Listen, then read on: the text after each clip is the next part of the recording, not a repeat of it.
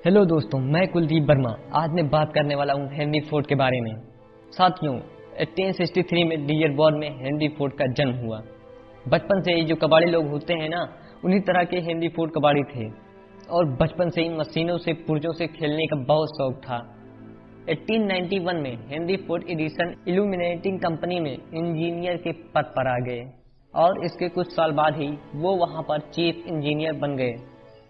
1896 में इन्होंने अपना पहला हॉर्सलेस कैरियर बनाया, मतलब बिना घोड़े की गाड़ी, जिसका नाम इन्होंने दिया क्वाड्री साइकिल।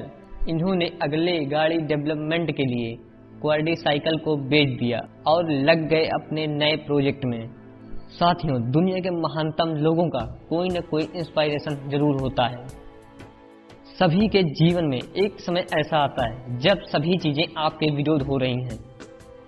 हर तरफ निराशा मिलती रहती है, चाहे आप एक प्रोग्रामर हैं या कुछ और। आप जीवन के उस मोड़ पर खड़े होते हैं जहां सब कुछ गलत हो रहा होता है। अब चाहे ये कोई सॉफ्टवेयर हो सकता है जिसे सभी ने रिजेक्ट कर दिया हो, या आपका कोई फैसला हो सकता है जो आप बहुत ही भयानक साबित हुआ हो। हेनरी फोर्ड कहते हैं कि समस्या को हल करने की तुलना में अधिकतर लोग ज्यादा समय और ताकत उससे जूझने में लगा देते हैं, लेकिन सही मायने में विफलता सफलता से ज्यादा महत्वपूर्ण होती है। हमारे इतिहास में जितने भी बिजनेस साइंटिस्ट और महापुरुष हुए हैं, वो जीवन में सफल बनने से पहले लगातार कई बार फेल हुए हैं। जब हम बहुत सारे काम कर रहे हों तो ये जरूरी नहीं है कि सब कुछ सही हो, लेकिन आप इस वजह से एक्सपेरिमेंट करना छोड़ देंगे तो कभी सफल नहीं हो सकते। हेनरी फोर्ड जो बिलियनियर और विश्व प्रसिद्ध फोर्ड मोटर कंपनी के मालिक हैं, सफल बनने से पहले फोर्ड 5 अन्य बिजनेस में फेल हुए थे।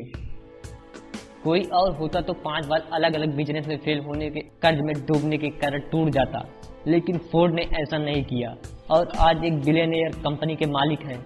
अगर विफलता की बात करें तो थॉमस अल्वा एडिसन का नाम सबसे पहले आता है।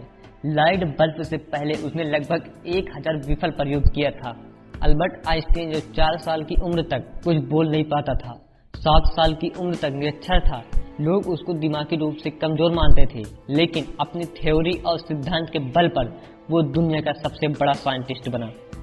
अब जरा सोचो कि अगर हेनरी फोर्ड 5 बिजनेस में फेल होने के बाद निराश होकर बैठ जाता, एडिसन 999 बार असफल प्रयोग के बाद उम्मीद छोड़ देता और आइंस्टीन भी खुद को दिमागी कमजोर मान के बैठ जाता, तो क्या होता?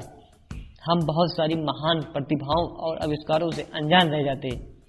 तो दोस्तों, असफलता सफलता से कहीं ज्यादा महत्वपूर्ण है। असफलता ही इंसान को सफलता का मार्ग दिखाती है।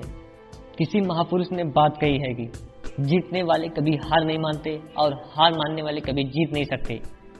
आज सभी लोग अपने भाग्य और परिस्थितियों को दोष देते हैं।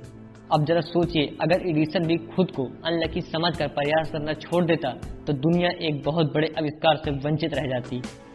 आइंस्टीन भी अपने भाग्य और परिस्थितियों को दोष दे सकते थे, लेकिन उसने ऐसा नहीं किया। तो आप क्यों करते हो? अगर किसी काम में असफल हो भी गए तो क्या हुआ? ये अंत तो नहीं है। फिर से कोशिश करो, क्योंकि कोशिश करने वालों की कभी हार नहीं होती। दोस्तों, असफलता तो सफलता की एक शुरुआत है। इससे घबराना नहीं चाहिए, बल्कि पूरे जोश के साथ फिर से प्रयास करना चाहिए। जीत हमेशा उसी की होती है जो लगातार संघर्ष करता है। दोस्तों, अगर आपको ये वीडियो अच्छी लगी हो तो अपने दोस्तों के साथ जरूर शेयर करिएगा और चैनल को सब्सक्राइब करना ना भूलिएगा। Subscribe now and press the bell icon. Never miss an update.